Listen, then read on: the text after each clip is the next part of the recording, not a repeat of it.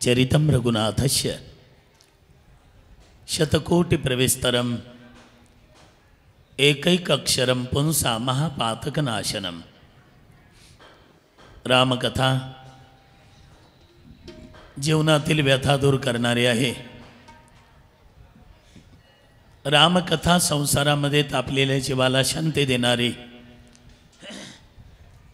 एक पत्नी एक वचनी एक बाणी मर्यादा पुरुषोत्तम भगवान प्रभू रामचंद्रजींचं चरित्र हे जीवाचं कल्याण करणार आहे। अशी सुरस अवीट पवित्र श्रीरामकथा अखिल कोटी ब्रह्मांड नायक भगवान परमात्म्याच्या कृपेने कैवल्य साम्राज्य चक्रवर्ती ज्ञानोबाराय जगद्गुरु तुकोबाराय श्री संत गोविंद बाबा यांच्या आशीर्वादाने व त्यांच्याच समाधीच्या भव्य प्रांगणामध्ये कार्यकर्त्यांच्या विशेष प्रयत्नाने तुम्हा सर्व भाविक भक्त मंडळींच्या सहकार्याने घडून आलेला हा रामनवमीच्या प्रित्यर्थाचा श्रीरामकथा महोत्सव त्याचा आज सांगता समारंभ आहे। त्या संबंधाने उपस्थित सर्व महाराज मंडळी, वारकरी मंडळी, श्रोते मंडळी, माता भगिनी, देवबाप्पा सर्वांना मनोभावे वंदन करून आपल्या रामकथेला प्रारंभ। कालपर्यंत आपण तिथपर्यंतची कथा श्रवण केलेली आहे की भगवान प्रभू रामचंद्रजीचे भक्त हनुमंतराय हातात चूडामणी घेऊन येतात। वानरांनी गर्जना केली, अंजनीच्या सुता तुला रामाचं वरदान, एक मुखाने बोला बोला जय जय हनुमान। इथपर्यंत आपण काल आलोय। रामायण 15 मिनिटातही संपवता येतं, 6 महिन्यातही संपत नाही आणि 1 वर्षातही संपत नाही रामायण। पण माझ्याकडं मी 1 मिनिटात सुद्धा संपवू शकतो। संपू का? 1 मिनिटात संपवता येतं। पहा तुम्ही। बरं नाही संपवत 10 मिनिटं का व्हायना करतो ना। देव म्हणायले तिकडून 10 मिनिटं तरी करा ना। हा अंजनीच्या सुता तुला रामाचं वरदान। इथपर्यंत आपण आलो। हनुमंतराय चूडामणी घेऊन तिकडे येतात। आपल्यासारखा जर असता तर चूडामणी स्वतःच्याच खिशात ठेवला असता का? मी आणलाय ना म्हणून।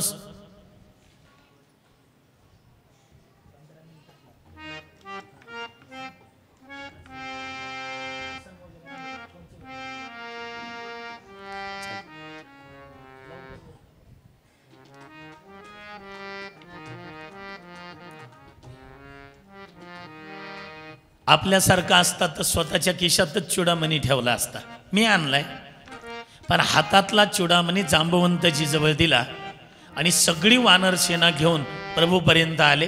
प्रभूच्या हातात चूडामणी दिला। प्रभूंनी पाहून सीता मातेच्या आठवणीने रडू लागले। इकडं रावणाने सभा बोलवली। सभा सदो हाँ वो अकेला बंदर आया था, पूरी लंका जलाकर भाग गया, तो हमें क्या किया जाए? काय केलं पाहिजे? तेवढ्यात कोणीतरी मिशावून हात फिरवल्या।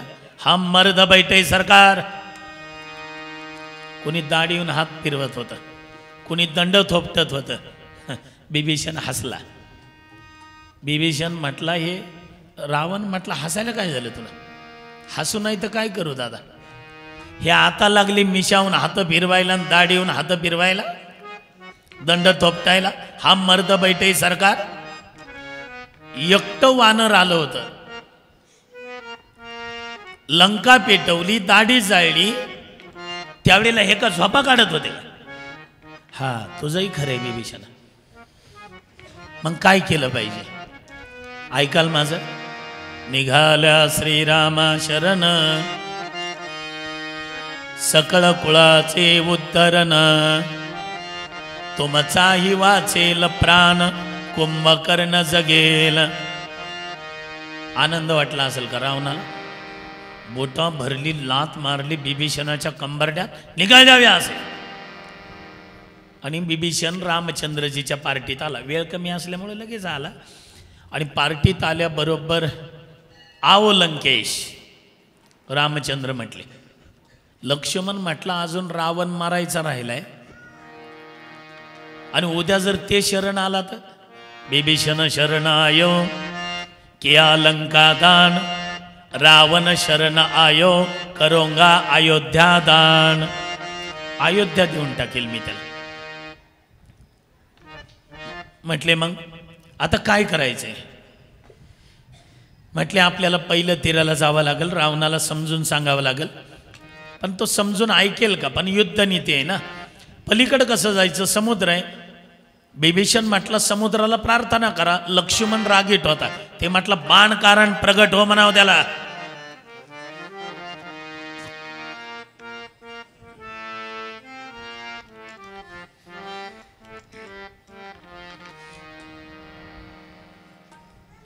बाण काढा आणि प्रगट हो म्हणावं त्याला.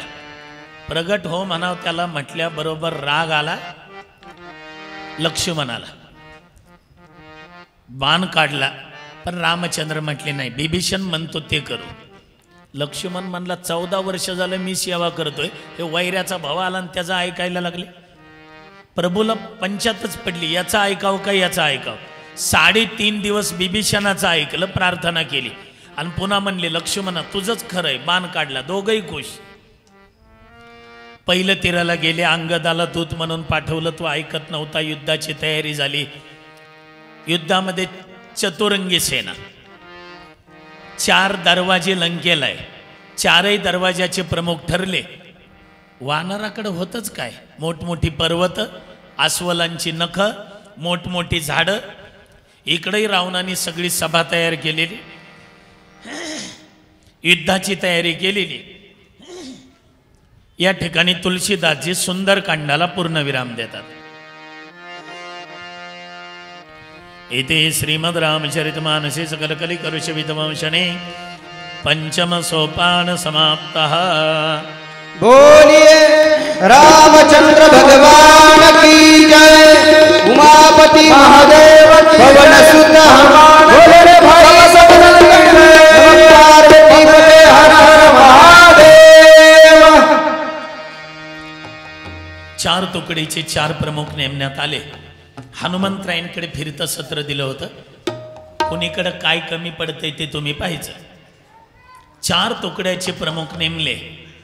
हनुमंतरायांकडे फिरतं सत्र सूर्योदयाची वाटच पाहत होते.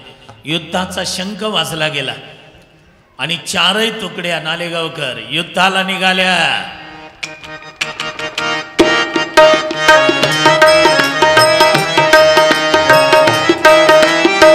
हनुमंतरायांनी सांगितलं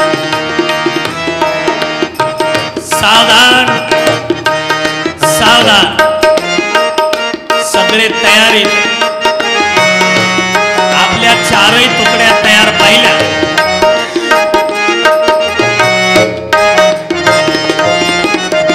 हनुमंतरायांनी आवाज दिला.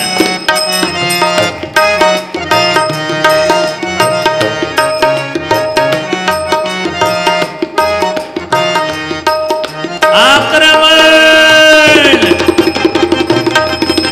लंका निशिचर निकर निवासा यहाँ पाहत स्वर्गाचा. लंका भयोपदान भारी आतसानन अति आभारी. रामचंद्रजीची सेना रामचंद्रजीची गर्जना करत होती आणि रावणाची सेना रावणाची गर्जना करत होती. जय लंकेश जय श्री राम. जय लंकेश जय श्री राम. जय लंकेश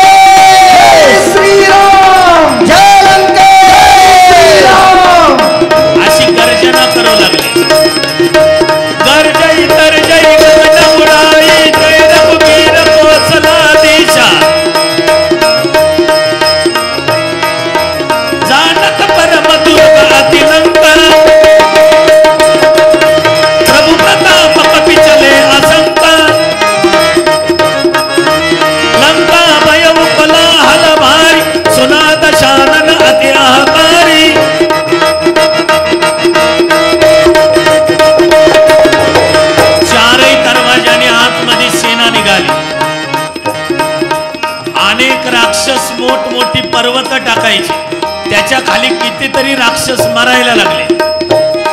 पहिल्या दिवसाच्या युद्धामध्ये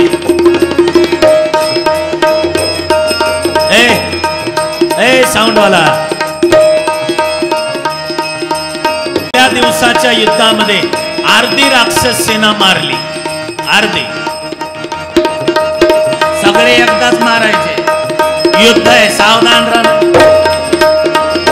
थोडा वाढव रे आवाज आहे. हॅलो प्रभू, अर्धी राक्षस सेना मेली, पण प्रभू म्हटले तो रावण आहे, बुद्धिमान आहे.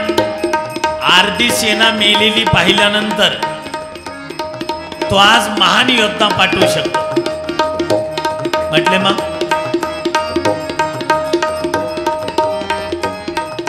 आपला महान योद्धा पाठवूया. लक्ष्मणा, तुला जावं लागतं युद्धासाठी. युद्धालाच हे व्हायला रे, राहू दे काय.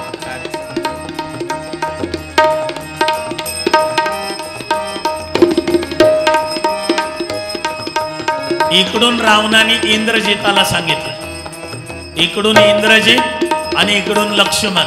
लक्ष्मणाने आवाज दिला, ए मंदोदरी के बेटे. तिकडून इंद्रजिताने आवाज दिला, ए सुमित्रा मां के बेटे, मैं तुझे जिंदा नहीं रखूंगा, मैं तुझे जिंदा नहीं रखूंगा. आक्रमण. जय लक्ष्मण, जय इंद्रजीत, जय लक्ष्मण, जय इंद्रजीत, जय लक्ष्मण, जय इंद्रजीत, जय लक्ष्मण, इंद्रजीत.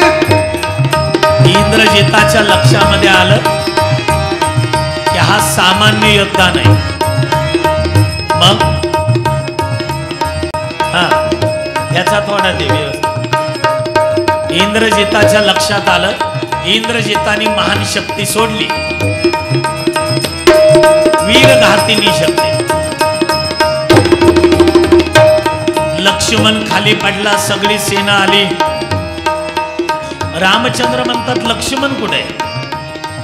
हनुमंतराय म्हणतात घरासाम लढाई झाली, पाहून येतो काय झालंय.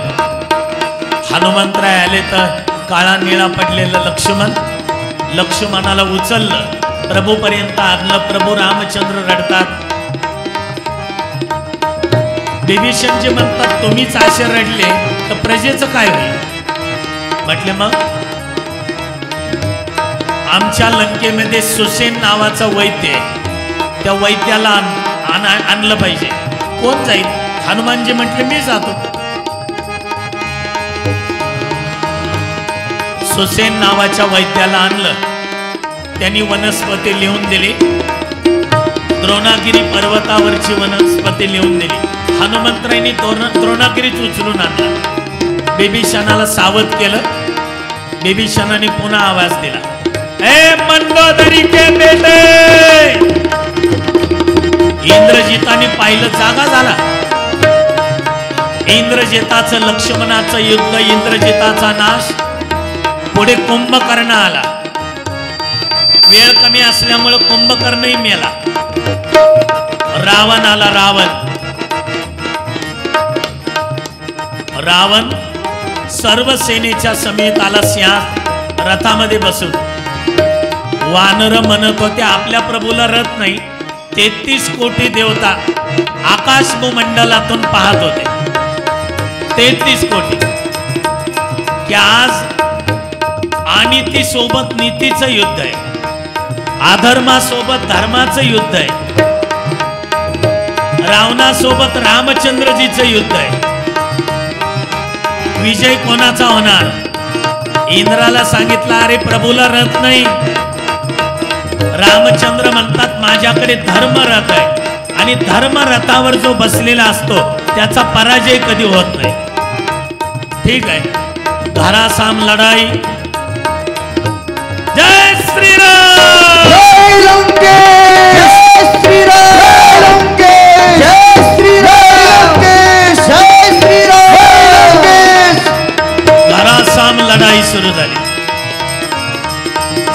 रावणाने मायावी रूप धारण केलं, जिकडं तिकडं रावणच दिसायला लागले. हनुमंतराय म्हणतात याच्याकडे ही शक्ती आहे का?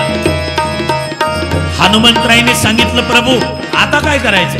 प्रभू म्हटले थांब हनुमंता. रामचंद्रजीने धनुष्यावर बाण लावला, मायेचा नाश केला. थोडा देहाचा मायेचा नाश केला. एकटा रावण दिसला. बिभीषण जे आले, प्रभू तो तसा मरत नाही. म्हटले मग?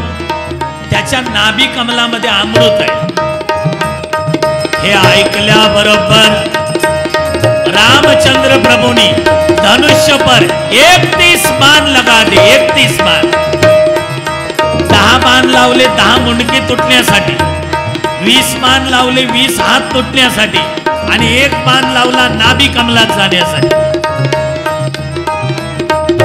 उतरावन इतराव दोहाई, जयति जयति जय जय पराई, निशिचर शिखर समोढावाई, कुंदित रहित पितेरी चलावी, राम प्रताप प्रबल कुपिजोता, मरदई निशिचर सुबट बरोता. रामचंद्रजीचा प्रताप सगळी देव देवता मंडळी पाहत होती. क्या होगा क्या होगा? रामचंद्र जी ने जब धनुष्य पर 31 बाण लगा दिए तो समुद्र खलबलने लगा, नदियों का भाव बदलने लगा, वृक्ष की पत्तियां झड़ने लगी, पृथ्वी कंपायमान होने लगी. क्या होगा क्या होगा? रामचंद्र जी के धनुष्य से बाण निकला तो रावण के तरफ, हे राम,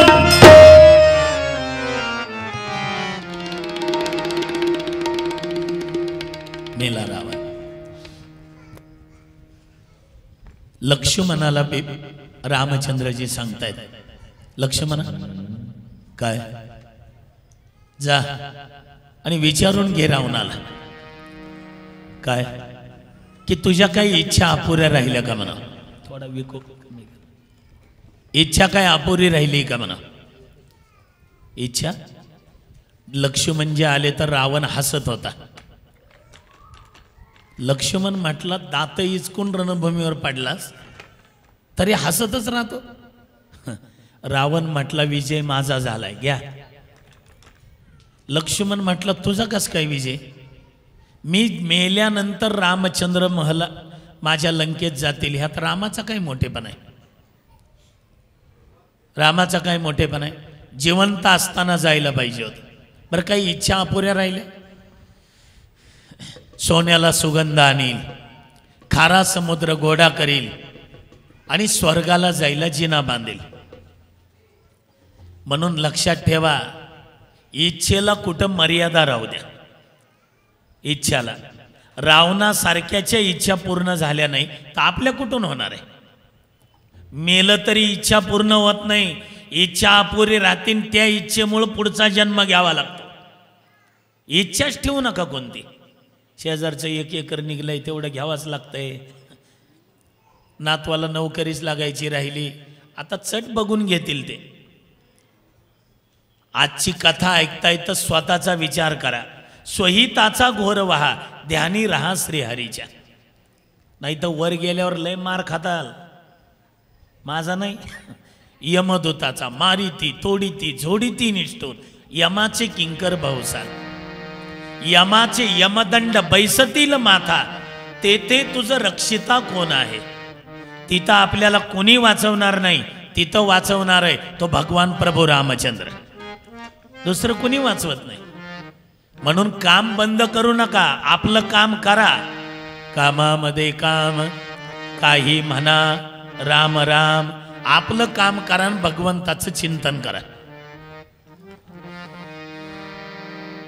रावणाच्या काही इच्छा अपुऱ्या राहिल्या, आपल्या कुठून पूर्ण होणार आहे? म्हणून कोणती इच्छाच ठेवू नका, नाही तर त्याच्यामुळं पुन्हा जन्म घ्यावा लागतो. वासनेमुळे जन्म घेणे लागे वासनेच्या संगे. मग या ठिकाणी बिभीषणाला रासतिलक केला आणि बिभीषणाला रासतिलक करून पुष्पक नावाच्या विमानामध्ये प्रभू रामचंद्र 14 जण बसले. हनुमंतरायांना पुढं पाठवलं.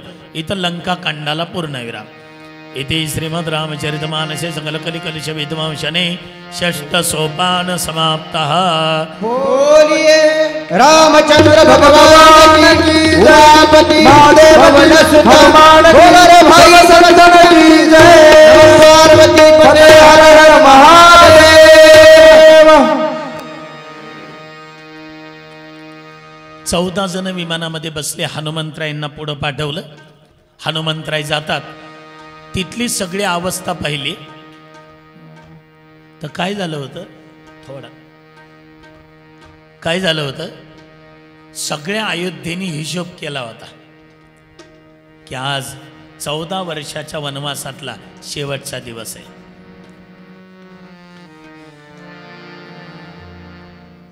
आज जर प्रभू रामचंद्र आले नाही तर आपण जिवंत कुणी राहायचं नाही.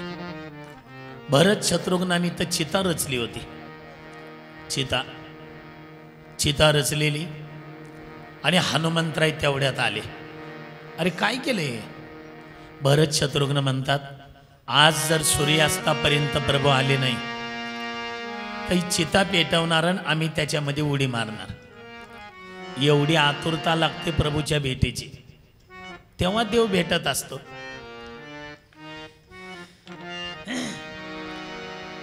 सगळी प्रजा म्हणते आम्ही उड्या मारणार आहे या डोहामध्ये. हनुमंतरायांना अनुमान चांगलं कळतं. हनुमान म्हणून हनुमान. हनुमंतराय म्हटले काळजी करू नका, रामचंद्र प्रभू येत आहेत. भरत शत्रुघ्न म्हणतात हनुमंता तुम्ही जो हा संदेश दिलाय या संदेशासाठी एकदा राजा राम झालेला पाहू दे. माझ्या अंगाची कातडी सोलून काढतो आणि तुला पायातले जोडे बनवतो. एवढा आनंद. राम लक्ष्मण नल नील जांबवंत सुग्रीव भारद्वाजी वाल्मिक ऋषी अगस्ती ऋषी केवट 14 जण विमानातून ज्यावेळेला उतरले सगळ्यात पुढे राम लक्ष्मण, तिकडून पुढे भरत शत्रुघ्न. सगळे एकमेकाला बिलगले. मिठी मारल्यावर भरताच्या पाठीवरून हात फिरवला तर फक्त हाडं दिसत होते. हाडं हाताला लागल्यावर रामचंद्रजीच्या डोळ्यातून टपकीने पाणी आलं. भरत काय केलंय तू? हे काही नाही दादा, माझ्याच मुळे तुला 14 वर्षाचा वनवास बघावा लागला. माझ्यामुळे तिन्ही माता विधवा झाल्या. माझ्यामुळं राजे. तुझ्यामुळं नाही भरत. शत्रुघ्न आला. शत्रुघ्न जसं एखादं लहान लेकरू, आई दिसत नाही पण बऱ्याच वेळानं आई दिसली की पळत जातं कडकडून मिठी मारत, तसं शत्रुघ्न गळ्याला बिलगला. दादा पुन्हा जर कधी 14 वर्षाच्या वनवासात जाण्याची वेळ आली तर 28 वर्ष मी जाईल पण मला राजमहालात ठेवू नका. खरा वनवास कशाला म्हणतात ते मी भोगलाय. तुम्ही दोघं तिघं वनवासात गेले.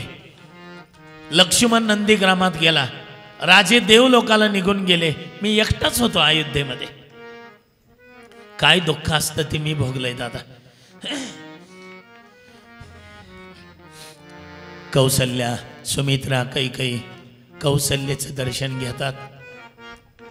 अहो संभाजीनगरला लातूरला कुठं पोर शिकायला असेल आणि ते जर आता परीक्षा झाल्यावर येणार म्हटलं आईला किती आनंद असतो.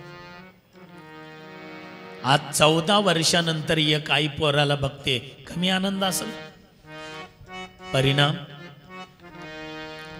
कौसल्या माता रडू लागली. आई आज तर मी राजा राम होणार आहे. कौसल्या माता म्हणते तू राजा राम होणार आहे हे पाहिला. महाराज दशरथ नाही ते पाहिजे होते. देवाचा राजा इंद्र इथं स्वागताला उभा राहिला असता. आठवणीने सगळ्यांच्या डोळ्याला धारा लागल्या. वशिष्ठजी रामचंद्रजीला सिंहासनावर बसवतात. ती जागी आपण इथं पाहणार आहे. ती जागी आपण या ठिकाणी पाहणार आहे. तत्पूर्वी गेले 7 दिवस म्हणजे आजचा 7वा दिवस आम्हाला जे सर्व लातूर रोडमधील सर्व ग्रामस्थ मंडळींनी, सर्व भाविकांनी आम्हाला जे प्रेम दिलंय, आमच्या घरी सोय होते त्याच्याही पेक्षा जास्त काळजी आमची लातूर रोडमधील या भाविकांनी घेतली, त्याच्याही पेक्षा. मगाशी आम्ही निघालो, आम्ही बॅग भरूनच आलो इकडं. तर आम्ही जिथं राहत होतो ते हे आज पोशाख मी मुद्दाम घातलाय. मला 3 आहेर आले, 3. ते 3 आहेर, 3ही आहेर मी घातले. तुम्ही म्हणाल शर्ट तर एकच दिसायले, एकाचं धोतर आहे, एकाचं शर्ट आहे आणि एकाचं उपर नाही. तिघांचाही आहेर घातलाय, तिघांचाही. एवढं प्रेम. आणि आम्हाला ही सगळी मनं सांभाळावी लागतात. मगाशी आम्ही निघालो, तुम्ही म्हणाल तिघांचं काय काय कुणाचं घातलंय. राठी भाऊंचं धोतर आहे, ते ज्यांच्या इथं आम्ही राहिला होतो राजकुमारजी बाबांनी, हे त्यांचं शर्ट आहे. हां, उपरणं आपलं आहे. हे सगळं प्रत्येकाचं काही ना काही, सगळ्यांचा सन्मान.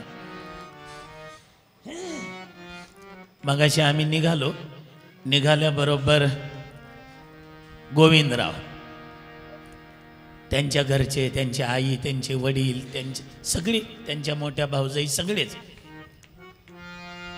दर्शन घेतलं आणि म्हटले, महाराज काही 5-7 दिवसात सोय अपसोय झाली असेल आमच्याकडून तर आम्हाला क्षमा करा. काय प्रेम असतं बघा. नाही,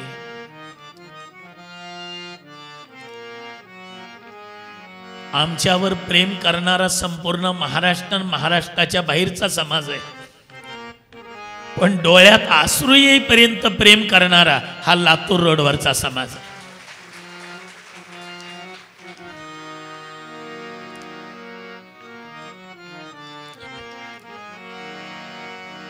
देव बाप्पा तर पहिल्याच दिवशी जाणार होते. दुसऱ्या दिवशी,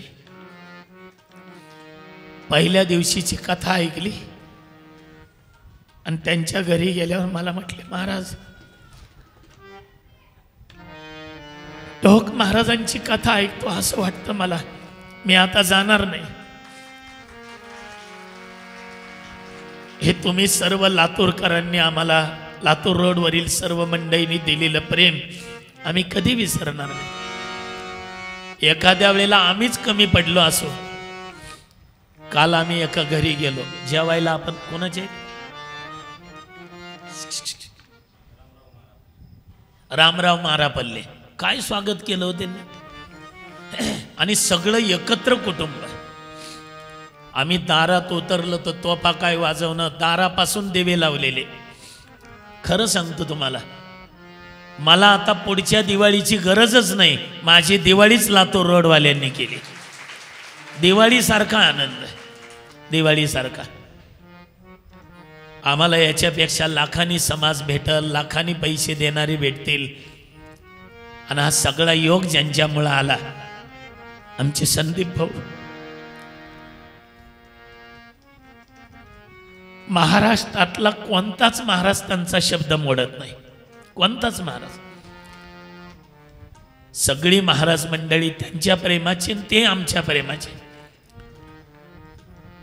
पुजारी बाबा काल मला म्हटले, महाराज आम्ही नवीन घर बांधले, घरी यावं लागतं तुम्हाला.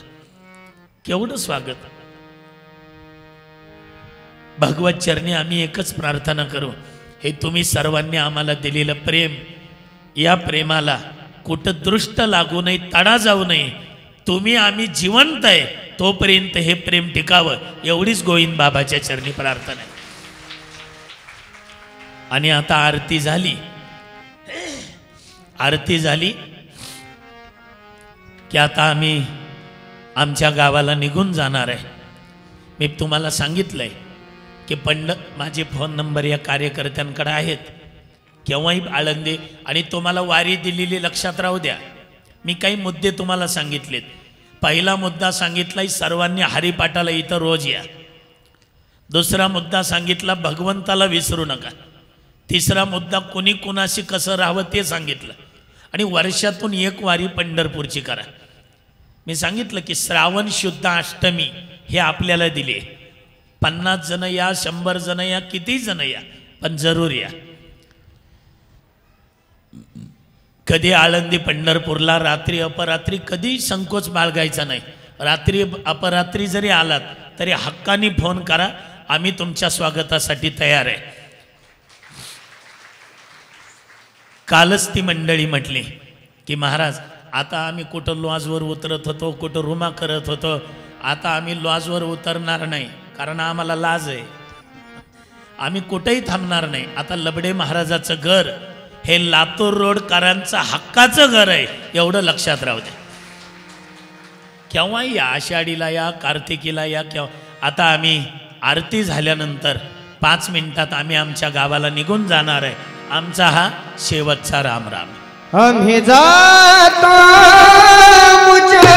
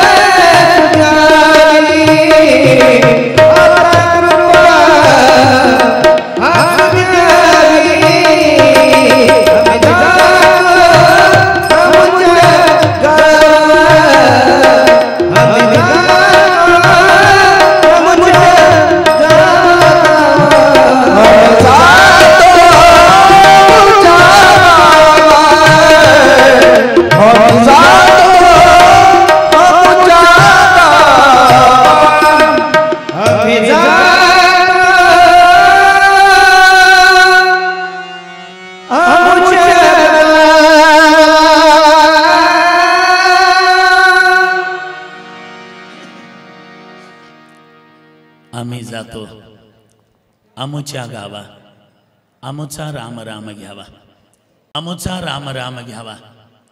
आजवरी होतो तुमचे गावी, आजपर्यंत आम्ही तुमच्या गावला होतो, आता मात्र कृपा असू द्यावी.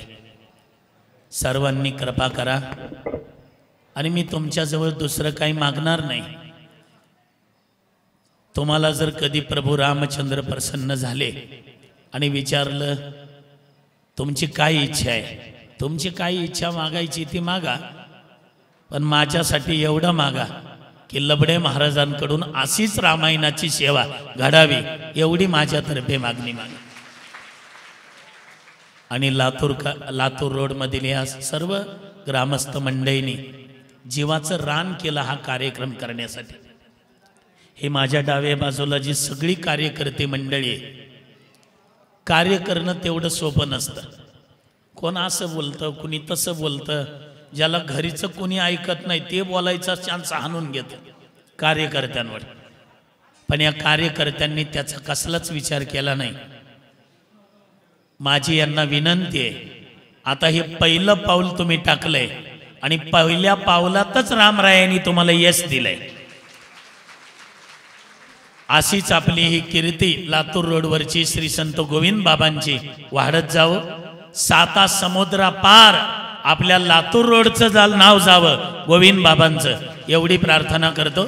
आता रामराज्याभिषेक होईल, रामराज्याभिषेकानंतर आरती होईल, आरतीनंतर दर्शन सोहळा होईल, ग्रंथ पुढे ठेवला जाईल. मी सांगितलं मी पुढं बसेल, मला जोपर्यंत वेळ आहे तोपर्यंत. आणि सर्वांची क्षमा मागतो की आज थोडी वेळ कथा मी कमी केली, कमी केलीच नाही, काल तशी उरकून घेतली. आम्ही 8लाच तयार होतो, पण इथं साऊंडवाले वगैरे येणं त्यांच्यामुळं थोडंसं मला म्हटले थांबा लगेच येऊ नका. काल मी 1.5 तास कथा जास्त केली, त्यामुळं कमी केलेली नाही. जरी 10-20 मिनटं कमी झाली असेल तर पुन्हा व्याजासहित देतो ना, काय काळजी करता. पुन्हा कधी योग आला तर व्याजासहित नक्की देईल. म्हणून कथेला पूर्ण विराम आहे. आणि मी क्षमा याच्यासाठी मागतोय तुम्हाला की आजचं जे कीर्तन आहे ते कीर्तन करायला आमचे मित्र रामायणाचार्य मोरे महाराज आलेले आहेत. मला थोडंसं पुढं एक गडबड असल्यामुळं, म्हणजे कीर्तनच रामजन्माचं असल्यामुळं नायगावला आहे. आता इथून गाडीत बसायचं, फराळ गाडीतच, तिथं कीर्तन करायचं. म्हणून काल्याचं सवारी रामच केलेली सवारी रामच केली नारी नारी रामच केली नारी रामच केली सवारी रामच केली सवारी रामच केली नारी नारी या कार्यकर्ते या जरा.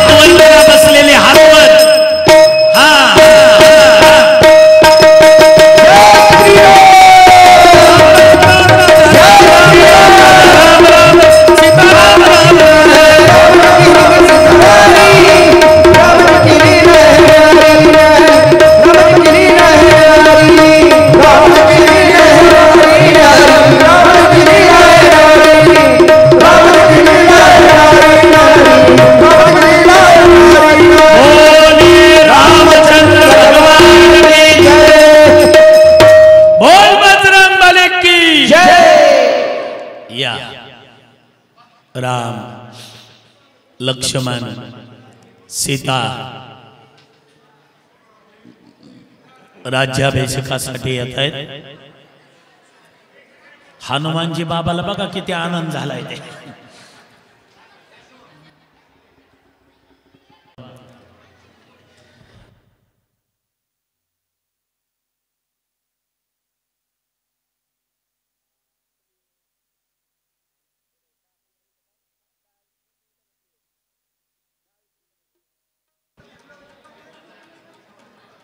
कुलगुरु वशिष्ठजी रामचंद्रजीला रास तिलक करतायत.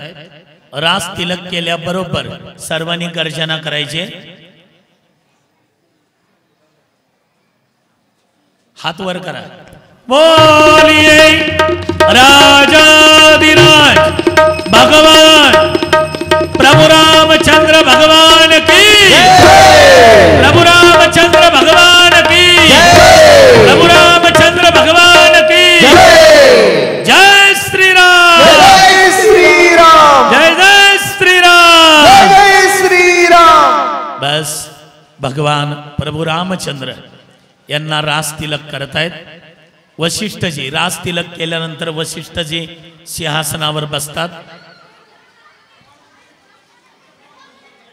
वशिष्ठजी सिंहासनावर आसनस्थ होतात.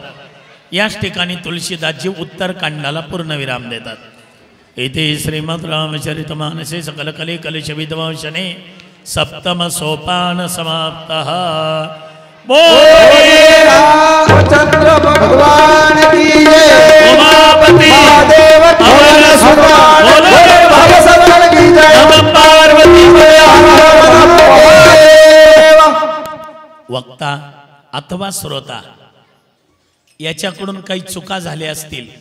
रोज आपण हनुमंतरायांना प्रार्थना करत होतो की रोज रामायण ऐकायला या.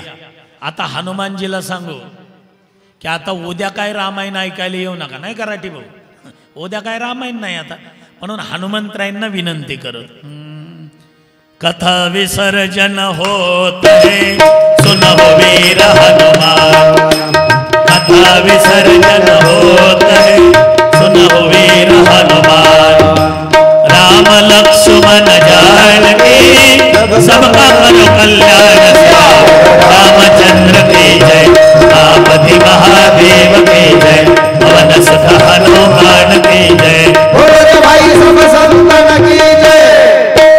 कथा विसर्जन होत है सुनो वीर हनुमान. कथेला पूर्णविराम. ते तुम्हाला प्रसाद दिलेला आहे बरं का. हेंनी जो टाकलाय हा सर्वांना प्रसाद दिलेला आहे. कोणाला चॉकलेट आला असेल चॉकलेट खायचंय. कोणाच्या हातात फूल आला असेल ते फूल घेऊन आपल्या तुळशीमध्ये ठेवायचंय आणि त्याचं दर्शन घ्यायचंय. हा राम राज्याभिषेकाचा प्रसाद आहे. आणि याच ठिकाणी तुलसीदासजींना विचारलं पुढची कथा का सांगत नाही. तुलसीदासजी म्हणतात राजे रामचंद्र झाले त्या दोघांना वेगळं झालेलं मी पाहू शकत नाही. म्हणून तुलसीदासजी याच ठिकाणी पूर्णविराम देत आहेत. राजाधि रामचंद्र देवता प्रत्यर्थम श्रीरामचंद्रा करुणा समुद्रा ध्यातो तुझी राज संयोग मुद्रा. नेत्री नैरे तुझवीन निद्रा कै भेटशी भामजला समुद्रा. राजाधि रामचंद्र देवता प्रत्यर्थम ग्रंथ देवता पूजनंच करिष्येत ध्यायमी ध्यानं समर्पयामि. पंचामृत स्नानन्ते सिद्धोदक स्नानं समर्पयामि. पुष्पमालं समर्पयामि. गंध अक्षतं समर्पयामि. नैवेद्यं नमस्कारं करोमि. वस्त्रोपचारार्थे अलंकारार्थे या कुंदेन्दु तुषारहार द्रवला या शुभ्रवस्त्रावृता या वीणावरदंड मंडितकरा या श्वेत पद्मासना या ब्रह्माच्युत शंकर प्रभुतिभिर्देवै सदा वंदिता. सा मां पातु सरस्वती भगवती निःशेष जाड्यापा. पुंडलिकावरदे हरिविठ्ठल श्री ज्ञानदेव तुकाराम माऊली ज्ञानेश्वर महाराज की जय. राजाधि रामचंद्र भगवान की जय. पवनसुत हनुमान की जय. महारुद्र हनुमान की जय. सर्व कार्यकर्त्यांच्या वतीने लबडे महाराजांचा सत्कार झालेला आहे आणि ग्रंथपूजनही झालेलं आहे. बोला देव बाप्पा आरती. आता आरती गोविंद बाबाचे कृपाळू सद्गुरु संताचे. बालोन माता रूप धरिले जगिया पिशाचवत फिरले. तत्वज्ञा शिवशयताले जाळिले पाप हारिले. ताप धावी प्रताप अद्भुत लीला धारी. आळू सद्गुरु संताची आरती गोविंद बाबाची. कृपाळू सद्गुरु संताची.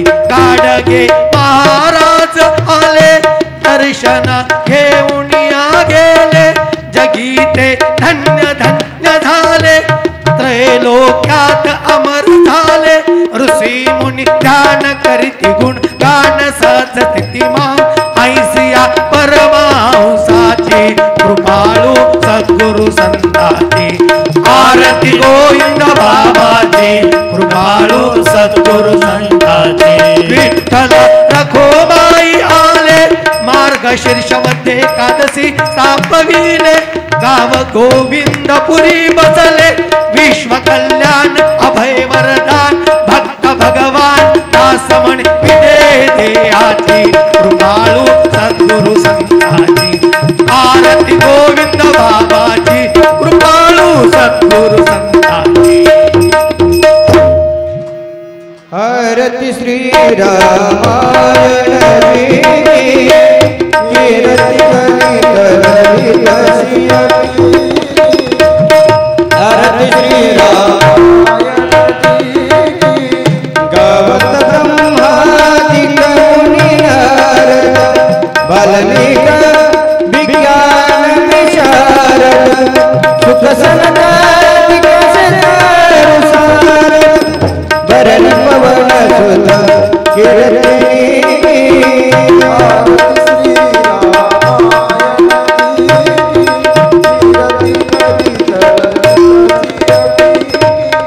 गावत वेद पुराणाष्टादश चहो शास्त्र सब ग्रंथन कोरस मुनि जन धना संतन गोसुरबस सारस सम्मत सबही